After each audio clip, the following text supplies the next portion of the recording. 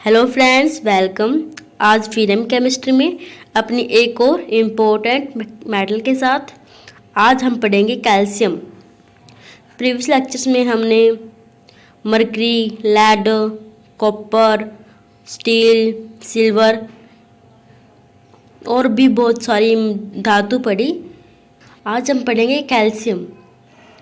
तो चलिए शुरू करते हैं। कैल्शियम का संकेत होता है Ca और उसका परमाणु संख्या क्या होती है 20 और परमाणु भार होता है 40। ये तो बेसिक सी चीज़ें हैं जो हम हर मेटल्स के बारे में हम तक बता ही रहे हैं। अब हम इसके बारे में आगे और जानते हैं। जो कैल्शियम होता है वो प्रकृति में मुक्त अवस्था में नहीं पाया जाता। तो यहाँ पर मतलब क्या है दोस्तों, जो कैल्शियम होता है वो हमें कैल्शियम रूप में ना मिलकर कंपाउंड के रूप में मिलता है। मीन्स जो कैल्शियम होता है वो हमें खाली कैल्शियम नहीं मिलता, वो यौगिकों के रूप में पाया जाता है। जैसे कि कैल्शियम कार्बोनेट है, कैल्शियम सल्फेट है, calcium phosphate, calcium fluoride, calcium silicate आदि यौगिकों के रूप में यह प्रकृति में विस्तृत रूप में पाया जाता है। तो आपको याद रखना है, हमें खाली कैल्शियम नहीं मिलता, वो हमेशा यौगिकों के रूप में पाया जाता है। आगे है, जो कैल्शियम के यौगिक होते हैं वो पृथ्वी की परत में 3.5 मात्रा में उपस्थित होते हैं। मीन्स क्रस्ट में कितनी मात्रा होती है 3.5। किसकी होती है मात्रा 3.5? कैल्शियम के यौगिक की। तो कैल्शियम के यौगिक की मात्रा क्रस्ट पर है 3.5। कैल्शियम हड्डियों, अंडे के छिलके एवं शंख का मुख्य अवयव है। जो कैल्शियम होता है वो हड्डियों और अंडों के छिलके तथा शंख इन सब का मुख्य अंग है। शंख होता है जो समुद्र के पास पाए जाते हैं, ये वही शंख है। और ये सभी और जो कैल्शियम होता है इनका मुख्य अंग होता है हड्डियों का, अंडे के छिलकों का और शंख। अब एक इम्पोर्टेंट क्वेश्चन आता है यहाँ से कि ऐसा कौन सा द्रव पदार्थ है जिसमें कैल्शियम की मात्रा सबसे अधिक पाई जाती है? तो वो होता है दूध। दूध में कैल्शियम की मात्रा सबसे अधिक पाई जाती है। तो एग्जाम में एक क्वेश्चन पक्का आता है कि ऐसा कौन सा द्रव पदार्थ है जिसमें कैल्शियम की मात्रा सर्वाधिक पाई जाती है? वो होता है दूध। आपको याद रखना है। तो आई होप आप समझ गए होंगे कि कैल्शियम का संकेत, उसकी परमाणु संख्या, परमाणु भार और जो कैल्शियम होता है वो मुक्त अवस्था में नहीं पाया जाता, वो यौगिकों के रूप में पाया जाता है। और पृथ्वी पर इसकी मात्रा कितनी होती है 3.5 होती है और हड्डियों, अंडे के छिलके आदि का मुख्य अंग है। और दूध में सबसे अधिक कैल्शियम पाया जाता है। तो चलिए आगे बढ़ते हैं। यह ऊष्मा और विद्युत का सुचालक होता है।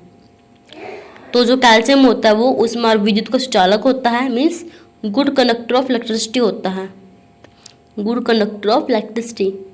और उसका घनत्व कितना होता है 1.55। यह नम्य और तन्य होता है। यहाँ पर नम्य का मतलब है फ्लेक्सिबल, इसे इंग्लिश में कहते हैं फ्लेक्सिबल। यह फ्लेक्सिबल होता है और साथ में तन्य होता है। Means ductile. तन्य होता है जिसको खींचकर लंबी लंबी तारें बनाई जा सके। तो कैल्शियम फ्लेक्सिबल होता है और साथ में डक्टाइल भी होता है। आगे आते हैं कैल्शियम के रासायनिक गुण। अम्लों से प्रतिक्रिया कर यह हाइड्रोजन गैस उत्पन्न करता है।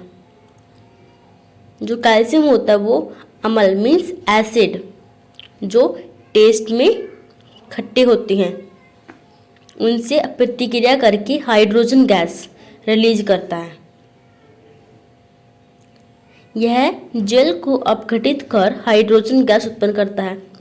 यहाँ पर भी वही बात है, जल को अपघटित कर हाइड्रोजन गैस रिलीज करता है और अक्षारों के साथ कोई प्रतिक्रिया नहीं करता। और जो बेस होती हैं मीन्स जो कड़वे होते हैं टेस्ट में, उनके साथ यह कोई प्रतिक्रिया नहीं करता, कोई रिएक्शन नहीं करता। अब आते हैं कैल्शियम के उपयोग कि जो कैल्शियम होता है वो कहाँ कहाँ यूज होता है। सबसे पहले कैल्शियम की मात्रा बढ़ाने में। तो कैल्शियम की मात्रा बढ़ाने में भी इसका प्रयोग होता है। अगर किसी की बॉडी में कैल्शियम की कमी हो तो इसका प्रयोग होता है कैल्शियम का मात्रा बढ़ाने में। चूना बनाने में, चूना होता है लाइम, चूने को इंग्लिश में कहते हैं लाइम, तो उसे बनाने में इसका प्रयोग होता है और साथ में सीमेंट बनाने में भी इसका प्रयोग होता है। पेट्रोलियम में से सल्फर निकालने में, गाइस यहाँ पर पेट्रोलियम का मतलब पेट्रोल नहीं है। पेट्रोलियम में बहुत सारी चीज़ें होती हैं जैसे कि सीएनजी गैस होती है और कैरोसिन ऑयल होता है, तो ये सभी पेट्रोलियम में पाए जाते हैं। तो पेट्रोलियम से सल्फर निकालने में भी कैल्शियम का प्रयोग होता है। और यहाँ से एक इम्पोर्टेंट क्वेश्चन आता है कि जो पेट्रोलियम होता है उसके ऊपर कौन सी गैस तैरती है, मीन्स कौन सी गैस उसके ऊपर पाई जाती है, तो वो होती है सीएनजी, कंप्रेस्ड नेचुरल गैस। जो सीएनजी गैस होती है वो पेट्रोलियम के ऊपर पाई जाती है और फिर उसे कंप्रेस्ड करके निकाल लिया जाता है। आगे है धातु के निष्कर्षण में उनमें सूक्ष्म मात्रा में उपस्थित नाइट्रोजन, सल्फर, ऑक्सीजन आदि को हटाने में। और धातु के निष्कर्षण में भी इसका प्रयोग होता है।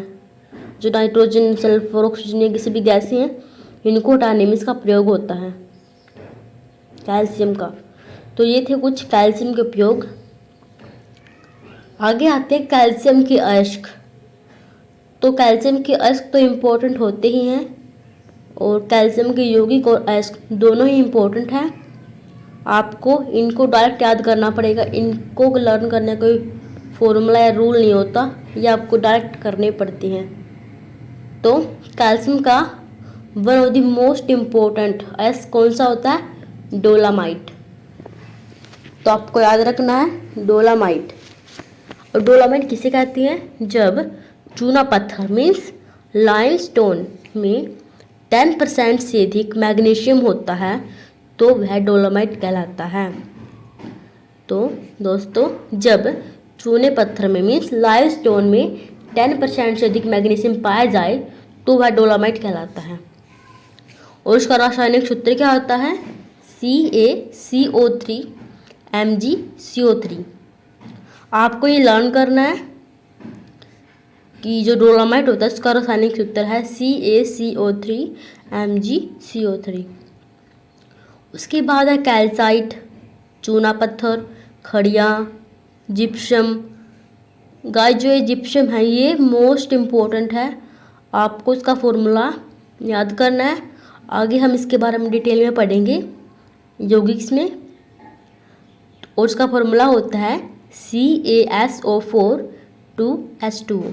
जिप्सम का फॉर्मूला होता है CaSO4 2H2। उसके बाद है फ्लोरस्पार या फ्लोराइड, इसका फॉर्मूला होता है CaF2 और फॉस्फोराइट। तो ये थे मेन अयस्क कैल्शियम के, dolomite, calcite, gypsum, fluorite, phosphorite, चूना पत्थर, खड़िया।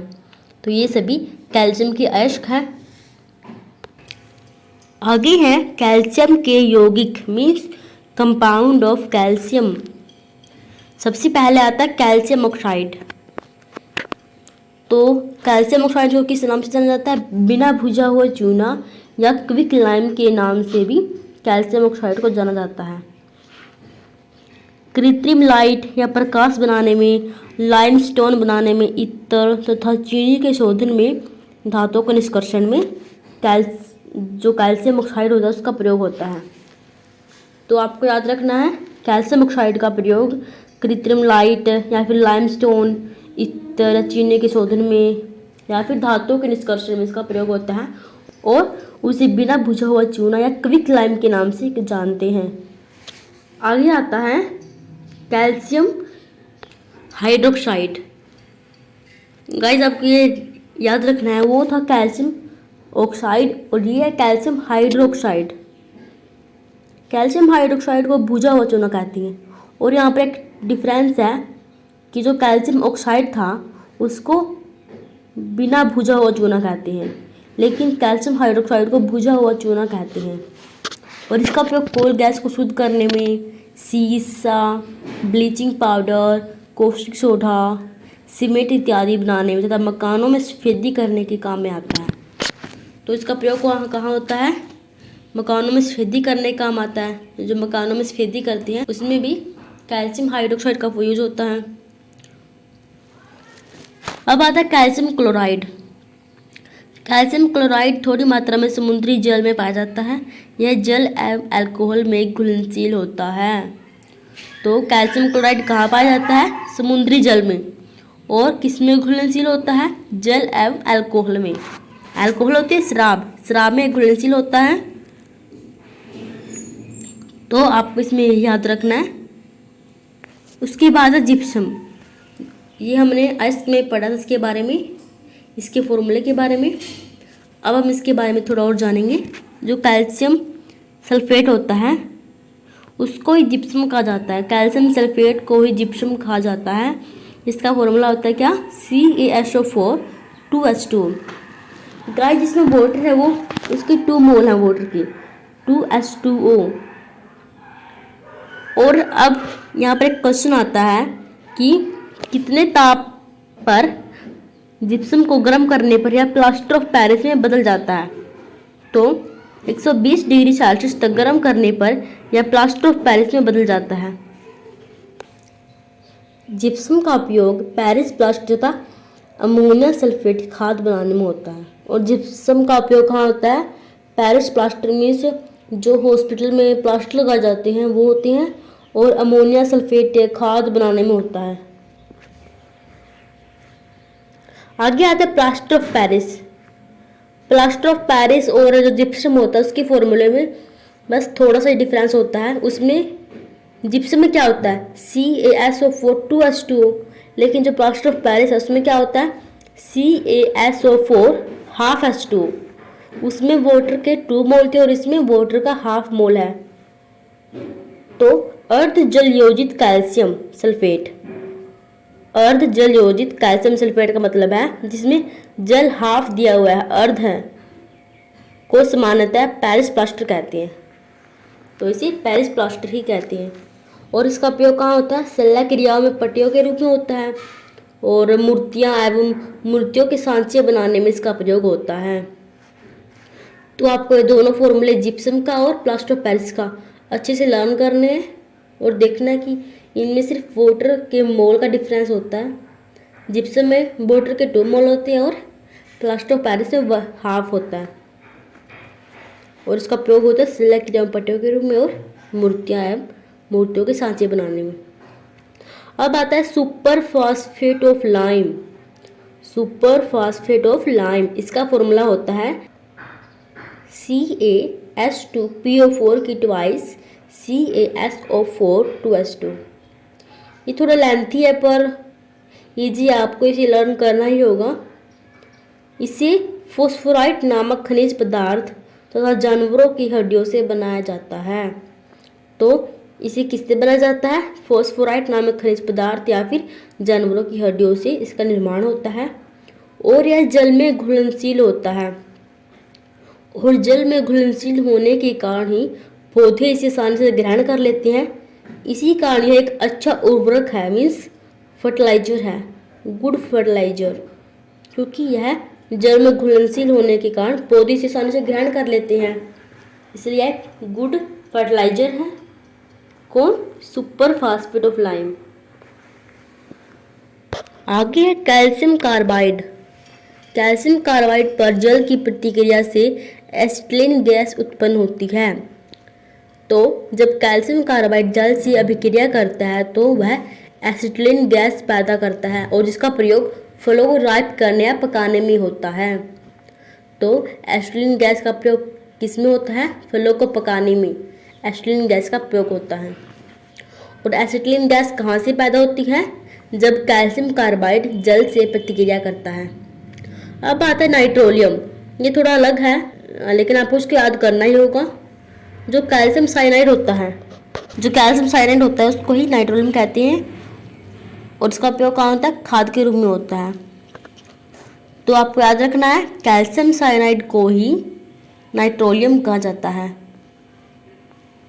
आगे कैल्शियम कार्बोनेट। कैल्शियम कार्बोनेट यह प्रकृति में चूने के पत्थर, संगमरमर, खड़ियाँ आदि के रूप में काफ़ी मात्रा में पाया जाता है।